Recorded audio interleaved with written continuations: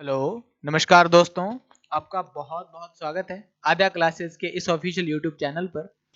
और दोस्तों, जैसा कि आप जानते ही हैं कि अब मकर संक्रांति चली गई है, सर्दी जाने वाली है और एग्जाम आपके आने वाले हैं। तो हम पढ़ रहे हैं उन्हीं अपकमिंग्स आरआरबी के एग्जाम्स के लिए। दोस्तों, जैसा कि आप जानते ही हैं कि एनटीपीसी और आरआरबी ग्रुप डी का एग्जाम, जो कि बहुत जबरदस्त भर्ती है, इस साल आने वाले हैं। तो आपके उसी सपने को साकार करने के लिए हम आपके साथ हैं आद्या क्लासेस पे। और इसी सीरीज में हम संविधान पढ़ रहे हैं दोस्तों। और आज हमारा जो टॉपिक है मौलिक अधिकार है, और बहुत इंपॉर्टेंट टॉपिक है दोस्तों। मौलिक अधिकार one of the most important topic है कंपटीशन एग्जाम्स के लिए। इस अधिकार यानी कि मौलिक अधिकारों में से बहुत से क्वेश्चन पूछे जाते हैं। ये भाग थर्ड में आते हैं दोस्तों, और ये 12 से 35 होते हैं। ये इतने ही अनुच्छेद हैं। 12 से 35 कितने अनुच्छेद हो गए? 23 अनुच्छेद है। और ये बहुत बहुत इंपॉर्टेंट रहने वाले हैं। और हम रोज 3 अनुच्छेद पढ़ते हैं, तो आज भी हम 3 अनुच्छेद ही पढ़ेंगे। पर पहले समझेंगे कि ये मौलिक अधिकार कहते किसे। मौलिक अधिकार है ना, हमें कहां से मिले या किस चीज से लिया गया या क्यों है ये संविधान में, इन्हें पढ़ना बहुत जरूरी हो जाता है। तो सबसे पहला जो है दोस्तों, मौलिक अधिकार शब्द का मतलब है हमारे जो इंडियन कॉन्स्टिट्यूशन है, यानी कि संविधान जो हमारा है, इंडियन कॉन्स्टिट्यूशन ने हमें कुछ राइट्स दिए हैं। ठीक है, वो राइट्स ही क्या है? मौलिक अधिकार। कि हमें हमारे घर में भी कुछ राइट्स होते हैं, जैसे खाना खाने का किसी को नहीं होता, बट किसी को, मतलब सबको है ही। हमारे कुछ है, कुछ ऐसे नहीं कि तुम सब चलते हुए सबको रोड पे चलने का तुम्हें अधिकार है, बट ये नहीं कि तुम रोड पे चलते हुए सबको लाठी मारते फिरो। There is certain rules. तो वो कुछ हमें अधिकार दिए गए हैं। ये सबसे पहला है कौन से पार्ट में? तो क्वेश्चन आंसर स्टार्ट हो जाएंगे कि ये पार्ट थर्ड में आते हैं। हमने फर्स्ट पार्ट में पढ़ा, फर्स्ट पार्ट में हमने पढ़ा इंडिया यानी कि राज्यों का संघ। सेकंड पार्ट यानी कि सेकंड पार्ट में, सेकंड चैप्टर में संविधान के हमने क्या पढ़ा? सिटीजनशिप। ठीक है, अब जो हमारा थर्ड पार्ट है, one of the most important part है। थर्ड पार्ट में हम क्या पढ़ेंगे? हम पढ़ेंगे मौलिक अधिकार यानी कि फंडामेंटल राइट्स। फंडामेंटल राइट्स हमारे मौलिक अधिकार, यानी कि संविधान, भारतीय संविधान ने हमें जो जो अधिकार दिए हैं, कि हमारे कुछ अधिकार हैं, कुछ हमारी जिम्मेदारियां हैं। तो हम सबसे पहले राइट्स जो दिए गए हैं हमारे इंडियन कॉन्स्टिट्यूशन में, हम वो पढ़ते हैं। तो सबसे पहला जो दोस्तों क्वेश्चन है कि ये लिया कहां से गया, तो सबसे पहला जो क्वेश्चन बनता है, ये यूएसए से लिया गया। कहां से लिया गया? यूएसए के संविधान से। ठीक है, यूएसए के संविधान से बोरो किया गया। हमारे संविधान में बहुत सारी चीजें हैं जो हमने दूसरे देशों से अडॉप्ट की हैं, और हमारा संविधान विश्व का सबसे बड़ा लिखित संविधान है। यूएसए में संविधान लिखित नहीं है। ठीक है, तो लिखित संविधान है, और ये यूएसए से अडॉप्ट किए गए हैं। इनको क्या बोला जाता था? मैग्ना कार्टा बोला जाता है। और यूके में इन्हें मैग्ना कार्टा कहा जाता है। कहां पे कहा जाता है? यूनाइटेड किंगडम में इन्हें क्या बोला जाता है? Magna carta. ठीक है, तो आज हम इनके बारे में देखेंगे। तो मैं उम्मीद करता हूं ये बेसिक बेसिक जानकारियां, भाग कौन से में? 3 में। कहां से कहां तक है? 12 से 35। ये जो राइट्स हैं, और ये कहां से लिए गए? बोरो कहां से किए गए? यूएसए से। ठीक है, तो दोस्तों सबसे पहले ये मैं बता दूं कि ये कोई ऐसे नहीं है कि मान लो आपने सड़क पर चलने का अधिकार है, पर गवर्नमेंट है ना, बहुत सारी जब रोड बनती होती है तो हमें ऐसा बोला जाता है कि इस रोड पे काम चल रहा है, आप दूसरी तरीके से चली जाइए या चले जाइए। अब हम कहते हैं कि जी हमारा तो राइट है रोड पे चलना, आप कैसे रोक सकते हो, है ना? तो जरूरी नहीं, ये एक कंडीशनेबल है। तो इसको ऐसे समझ लो कि ये ना सैक्रोसेंट यानी कि पवित्र नहीं है। पवित्र नहीं है एकदम, कि ये मंदिर की तरह है कि जो रूल है वो रूल, कि सुबह आरती 5 बजे होगी तो 5 बजे होगी, ये ऐसा नहीं है। इसको चेंज किया जा सकता है, चेंज अकॉर्डिंग, है ना, change according positive change, sorry इसमें एक वर्ड है पॉजिटिव, इनमें चेंज किया जा सकता है अकॉर्डिंग टू सिचुएशन। अब मान लो बाहर युद्ध चल रहा है और आप बोलते हैं कि हम तो, हमारा रोड पे चलने का अधिकार है, हम तो चलेंगे, युद्ध चले तो चले, हमें क्या मतलब है? नो, ये बात पॉसिबल नहीं है। अगर युद्ध चल रहा है तो उसके अकॉर्डिंग इनमें चेंज भी किया जा सकता है। कोई सिचुएशन आ गई, जैसे अभी स्ट्राइक हो गई थी ना किसानों की, तो वो रोड मतलब खोद दी गई। तो बहुत सारी चीजें हैं मौलिक अधिकार। अब ऐसा तो मौलिक अधिकार आने जाने की स्वतंत्रता है, पर नहीं जाने दे रही गवर्नमेंट, तो वो एक अलग है कि ये एकदम ऐसे नहीं है कि बहुत पवित्र है जी, एकदम राइट दे दिए तो दे दिए, उसके बाद कोई चेंज नहीं, ये चेंजेबल है। तीसरी बात इसमें है कि ये क्या है, जस्टिसेबल है। जस्टिसेबल है यानी कि आप इनको, अगर आपका कोई हनन हुआ है मौलिक अधिकार का, या आपको लगता है मेरे मौलिक अधिकार में ये छेड़छाड़ हुई है या ये चीजें हुई हैं, तो आप इनके खिलाफ कहां जा सकते हैं, कोर्ट का दरवाजा खटखटा सकते हैं, हाई कोर्ट का 226 के, और सुप्रीम कोर्ट भी जा सकते हैं दोस्तों, अनुच्छेद यानी कि आर्टिकल 32 के अंतर्गत। ये दो आर्टिकल हैं, हाईकोर्ट तो 226, ये भी पूछा गया क्वेश्चन है, और आर्टिकल 32 अगर आपको लगता है कि मेरा मौलिक अधिकार, मेरे हनन हुए, मेरे राइट्स मतलब ठीक नहीं मिले मुझे, तो आप इनको लेके कोर्ट में भी जा सकते हैं। हाँ, ये कोर्ट में वाद विवाद हो गया, बहस की जा सकती है इन पे। तो हम बहुत सारी चीजें आगे पढ़ेंगे, कई मामले पढ़ेंगे। बस मैं बेसिक एक मैप आपके दिमाग में बना रहा हूं कि ये इंडियन कॉन्स्टिट्यूशन में मौलिक अधिकार क्या है। तो मैं उम्मीद करता हूं दोस्तों आपको ये बात समझ आई होगी। तो आगे चलते हैं। अभी हमने बिल्कुल स्टार्ट किया है, बिल्कुल जीरो से स्टार्ट किया है। ओके, तो बेसिक चीजें देख लेते हैं। सबसे पहले क्या है कि मतलब ये कहां से कौन से आर्टिकल में रखे गए हैं, तो देखो ये रखे गए हैं 12 से 35, 12 से 35 रखे गए हैं, ठीक है। सबसे पहला आर्टिकल है समानता का अधिकार, 14 से 18। बस आपको ये सिंपल याद करनी है, स्वतंत्रता का अधिकार, फिर स्वतंत्रता आ जाएगी 19 से 22 में, हम घूमेंगे फिरेंगे। 14 से 18 में हम इक्वल हो जाएंगे, इक्वालिटी है। अभी बेसिक आइडिया दे रहा हूं। स्वतंत्रता का अधिकार यानी कि इसमें क्या है, फ्रीडम है। 19 से 22 तो हम फ्री रहेंगे, 19 से 22 फ्री रहेंगे। फिर 23-24 में क्या करेंगे, लड़ेंगे, किसके, शोषण के खिलाफ लड़ेंगे। 23-24 में हम क्या करेंगे, फाइट करेंगे। फिर 25 से 28 में क्या करेंगे, पूजा करेंगे, पूजा अर्चना उपासना, है ना, जो भी अल्लाह राम ईश्वर गॉड वाहिगुरु जो भी 25 से 28 में वो कर लेंगे। फिर जब ये कर लेंगे तो फिर हम क्या बचाएंगे, हमारी संस्कृति बचाएंगे। हम क्या बचाएंगे, इससे क्या बनेगी, संस्कृति। तो ऐसे एक सीक्वेंस में याद कर सकते हैं कि 14 से 18 हम क्या होंगे, सबसे पहले बराबर होंगे, सबसे पहले क्या होंगे, बराबर होंगे। उसके बाद क्या होंगे, फ्री होंगे। उसके बाद क्या हो जाएंगे, फ्री हो जाएंगे। उसके बाद 23 से 24 में क्या करेंगे, लड़ेंगे, पूजा अर्चना करेंगे, कहां से कहां तक, 25 से 28 तक। और 29-30 में क्या करेंगे, संस्कृति बचाएंगे। तो मैं उम्मीद करता हूं कि ये बात आपको समझ आई होगी। ये इजी है, बस एक दिमाग में ब्रेन मैपिंग है, कुछ ज्यादा याद नहीं करना। मैं एक एक अनुच्छेद इतने अच्छे से पढ़ाऊंगा कि आपको याद हो जाएगा। मैंने खाली एक ओवरव्यू दिया है। तो चलिए दोस्तों, आज चलते हैं हमारे अनुच्छेद की तरफ, जो हमारा है article 12। Article 12 of Indian constitution क्या कहता है, हमारा आर्टिकल जो 12 है वो ये कहता है कि हमें सबसे पहले जानना पड़ेगा कि राज्य क्या है ना। राज्य क्या है, राज्य की परिभाषा है इसमें।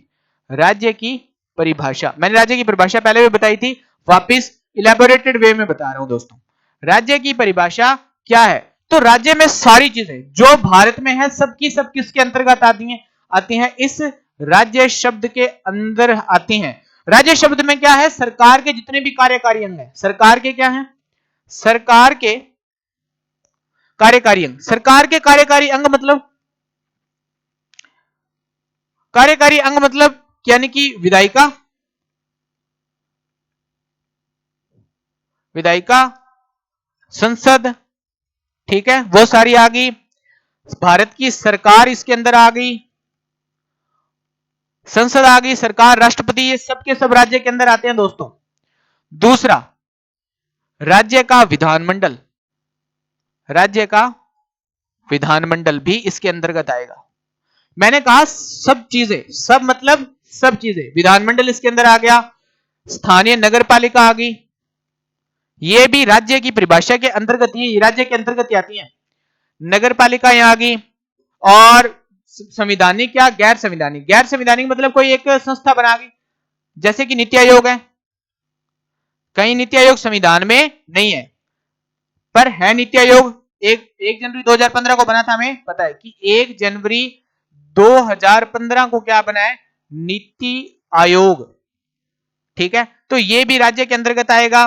दूसरी बात, कोई भी निजी इकाई क्यों ना हो, निजी इकाई जैसे LIC वगैरह, ये सारी की सारी, ये सब की सब जो राज्य निजी इकाई होगी, जो राज्य के अंतर्गत काम, जो राज्य के अंतर्गत काम करती हो, सबके सब काम करती हो,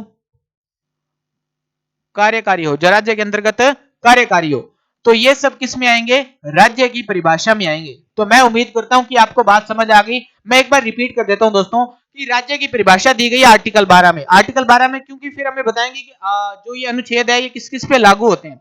सरकार के कार्यकारी अंग जितने भी हैं सारे के सारे राज्य में आएंगे, विधायिका राज्य में आएगी, संसद राज्य में आएगी, सरकार जो भारत की राज्य की लोकल सरकार, आपकी इवन ग्राम पंचायत, वो भी राज्य की परिभाषा के अंतर्गत आती है। ठीक है, राज्य का विधानमंडल हो गया, नगर पालिका होगी, गैर संवैधानिक जितने भी निकाय हैं जैसे नीति आयोग हो गया, ठीक है, ये सारे के सारे, और संवैधानिक निकाय और संवैधानिक जैसे कि वित्त आयोग हो गया। आपको कमेंट्स में बताना है कि वित्त आयोग कौन से आर्टिकल में। संवैधानिक निकाय भी किसके अंतर्गत आते हैं, राज्य के अंतर्गत आते हैं। ये तो ऑलरेडी गवर्नमेंट में आएगी तो ये भी इसके अंदर आएंगे। निजी इकाई जो जैसे गवर्नमेंट की कुछ निजी इकाइयां हैं, मतलब निजी इकाई में गवर्नमेंट ने इन्वेस्टमेंट कर रखा है, या कोई निजी इकाई वैसे ही काम कर रही है, तो वो भी किसके अंतर्गत आती है, राज्य के। तो सारा का सारा जितने भी सारा का सारा कार्यक्रम है वो सब किसके परिभाषा के अंदर आएगा, राज्य के अंदर आएगा। और राज्य के अंदर जो नहीं आता वो भारत में ही नहीं होगा। तो चलिए, मैं उम्मीद करता हूं ये बात आपको समझ आई होगी। हम चलते हैं नेक्स्ट आर्टिकल की तरफ। तो पहले में 11th में क्या है, राज्य की परिभाषा दे रखी है कि राज्य के अंदर क्या क्या चीजें आएंगी। अब आता है हमारा आर्टिकल 13। आर्टिकल 13 क्या कहते हैं, आर्टिकल जो 13 है वो बहुत इंपॉर्टेंट है। वो बहुत इंपॉर्टेंट क्यों है, वो कह रहा है कि मूल अधिकार को या उनका अल्पीकरण करने वाली विधियां शून्य होंगी। मूल अधिकार का अल्पीकरण, सबसे पहले इस बात को समझते हैं। मूल अधिकार का अल्पीकरण, अल्पीकरण शब्द का मतलब है कम करना, कम करना। मूल अधिकार को कम करना मतलब मूल अधिकार का अल्पीकरण करने वाली विधियां क्या होंगी, शून्य। अब एक एक शब्द को समझते हैं। अल्पीकरण मतलब कम करना, विधियां मतलब क्या हो गया, कानून, शून्य मतलब नेग्लेक्ट, जीरो मान लिया जाएगा। अगर कोई चीज मूल अधिकार का अल्पीकरण करती है और ऐसा लगता है कि इसने मूल अधिकार को खराब किया है, या मूल अधिकारों का हनन हो रहा है, या जो नागरिक हैं भारत के उनको सही राइट्स नहीं मिल पा रहे हैं, तो ऐसे अगर कोई कानून है तो वो निरस्त कर दिए जाएंगे। Are you getting the point? यानी कि मूल अधिकार को खत्म करने वाली जितनी भी विधियां होंगी वो सारी की सारी क्या होंगी, शून्य, यानी कि नेग्लेक्ट, जीरो, जीरो बटा नल, नो, कुछ भी नहीं मानी जाएंगी। तो ये कानून क्या माने जाएंगे, जीरो माने जाएंगे। दूसरे शब्दों में कहें या दूसरे तरीके से मैं कहूं, दूसरे तरीके से मैं इसको कह सकता हूं कि इसको न्यायालय में वाद योग्य कर सकते हैं। न्यायालय में क्या है, वाद योग्य। अब समझ लो कैसे। आपको कैसे पता चलेगा कि ये वाली कानून मूल अधिकार को नुकसान पहुंचा रही है या ये वाला मूल अधिकार को नुकसान नहीं पहुंचा रहा। जैसे आज ही न्यूज आई थी कि गवर्नमेंट ने कहा है कि जो लाइट है ना वो एक मूल अधिकार की श्रेणी में आती है। लाइट हमारा राइट है, यानी कि बिजली पहुंचना हर घर का राइट है, स्वच्छ जल होना हर घर का राइट है।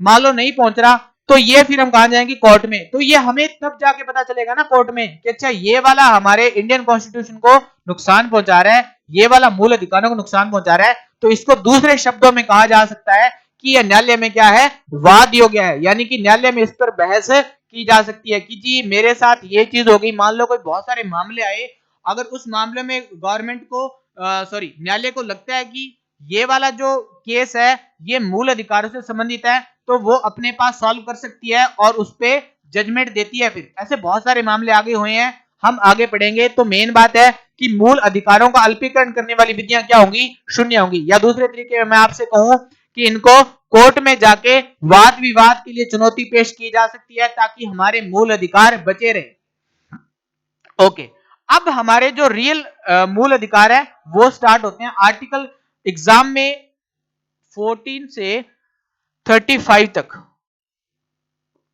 पूछे जाते हैं। ठीक है, तो पहला जो हमारा है आर्टिकल 14। आर्टिकल 14 में दोस्तों क्या लिखा हुआ है? आर्टिकल 14 कहता है कि विधि की समान समक्षता। देखो पहले समझो, तुमने देखा होगा विधि के समक्ष समानता, ये लाइन बड़ी छोटी सी लग रही है, बहुत महान लाइन है ये, ठीक है। और ये अडॉप्ट क्या कहां से किया गया है? हमें ब्रिटेन से ये अडॉप्टेड है, अडॉप्टेड फ्रॉम ब्रिटेन, ये ब्रिटेन से अडॉप्ट किया गया है। विधि के समक्ष समानता, विधि के समक्ष समानता मतलब यानी कि भारत में अब अच्छा तुमने वो देखा होगा न्याय की देवी, आंखों पर काली पट्टी बंदी होती है, कानून अंधा नहीं है, वो फालतू में बॉलीवुड ने बना रखा है। काली पट्टी जो बंदी होती है इसका मतलब है कि उसके सामने सारे क्या है? इक्वल है। कोई अमीर गरीब, कोई अमीर गरीब नहीं है, कोई अधिकारी गैर अधिकारी नहीं है, गैर अधिकारी अधिकारी ऐसे नहीं है कि अधिकारी तो उसको अलग राइट मिल जाएंगे, सारे क्या है? समान है। कोई ऊंचा नीचा जात पात नहीं है, इसलिए काली पट्टी बंदी होती है कि उसके सामने सारे एक हैं। ऐसा नहीं है कि जस्सा फाड़ के फेंक दीजिए इन किताबों को, एक्चुअल में वो नहीं होता, क्योंकि ये सिंबल है कि सारे क्या है? समान है। विधि के समक्ष समानता है कि भारत में अगर कोई आदमी है, चाहे भारत के राज्य क्षेत्र में, राज्य की परिभाषा मैंने बता दी कि भारत के राज्य क्षेत्र में, भारत के राज्य क्षेत्र में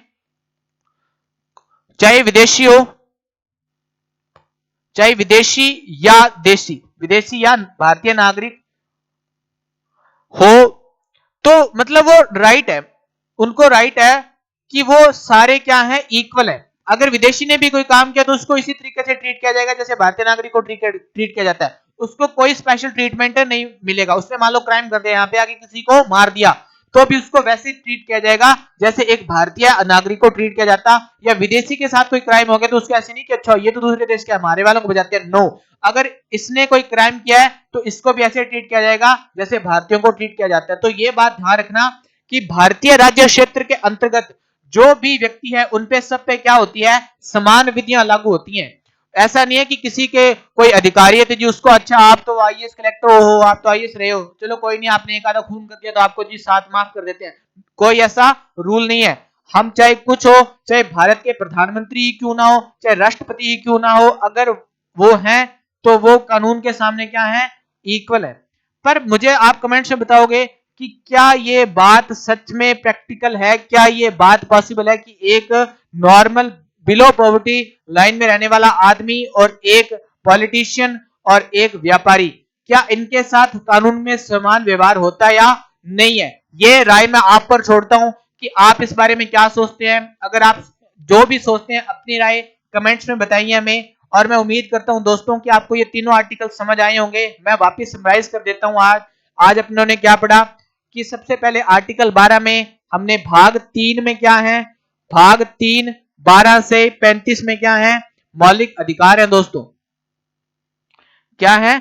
मौलिक अधिकार है, ठीक है, मौलिक अधिकार है। उसके बाद भाग 12 में क्या है? राज्य की परिभाषा, राज्य की परिभाषा है कि राज्य में कौन कौन सी चीजें आएंगी। तो इस लास्ट में जब 14 में लिखा कि राज्य क्षेत्र के अंतर्गत, तो राज्य के अंदर सभी आ गए, सीवन ग्राम पंचायत, नगर पालिका, संसद, विधायिका, कार्यकारिणी विधायिका, राज्य की विधायिका।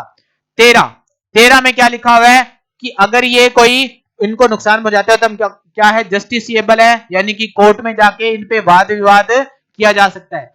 आर्टिकल 14 क्या है? विधि के समक्ष समानता, विधि के समक्ष समानता है, यानी कि अगर कोई कानून को सामने आता है तो वो चाहे कोई भी हो उसको बिल्कुल इक्वल ट्रीट किया जाएगा, यानी कि इक्वालिटी है। और वैसे भी जब हमने पढ़ा था तो 14 से 18 क्या पढ़ी थी हमने? 14 से 18 क्या है? इक्वालिटी। 14 से 18 क्या है? इक्वालिटी। तो ये विधि के समक्ष समानता। तो चलिए आप कमेंट करके बताइए आप इस बारे में क्या सोचते हैं, और मिलते हैं नेक्स्ट सेशन में। तब तक के लिए सत श्री अकाल, धन्यवाद, आपने अपना वक्त दिया, बहुत बहुत धन्यवाद।